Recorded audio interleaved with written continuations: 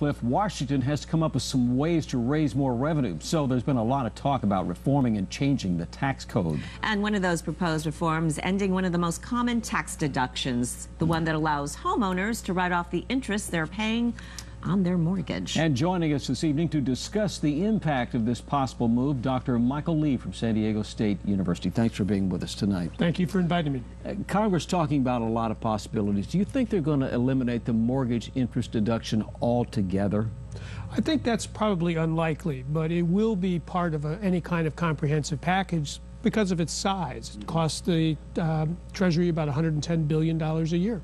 $110 billion a year. That's a lot of money and a lot of savings.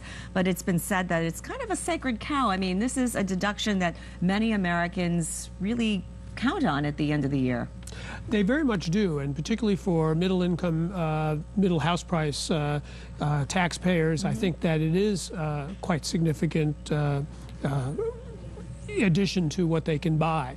And so if you did eliminate it completely, you would really hit demand and prices would fall. What are the chances that Congress will scale it back or even replace it with a different type of tax code?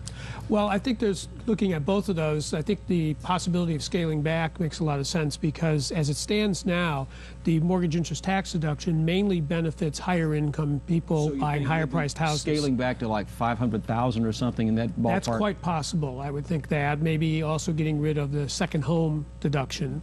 That might have an impact in San Diego because there are a lot of second home people here. But then in terms of replacing it, it's not particularly effective as a way of stimulating home ownership. Most of the advantage accrues to people buying bigger houses. So you could go back to something we tried a couple of years ago, the first-time homebuyer tax credit. That would be a much more effective way of stimulating home ownership, particularly for younger households. So instead of giving them the deduction, you would offer credits as an incentive to get into the real estate market, because we're hearing a lot of people saying, look, if you eliminate this mortgage interest deduction, that's really going to kill the real estate market, especially here in San Diego. It would have a disproportionate effect in places like San Diego because we have higher priced houses and we depend on debt more than other parts of the country. How much would it actually impact the average homeowner from the standpoint of a loss of a deduction if they went all out and said, okay, this thing is over, it's out of the tax code? Well, if you look at the median price of a house in San Diego is about $385,000. So let's assume they have about a $300,000 mortgage on that at 5%. Then they're going to be spending $15,000 a year in interest. If they're in a 30% tax bracket, they're going to get $4,500 of savings. So that if you eliminated it completely, that's $4,500 potentially more, the maximum that they would have to come up with at the end of the year. It's a pretty good chunk, too. So it is a pretty good chunk. So if you only lowered it down to $500,000 in terms of the cap, that particular household wouldn't be affected. I see. Very quickly, we're wrapping this up. Do you think there's any political will in Washington to eliminate this?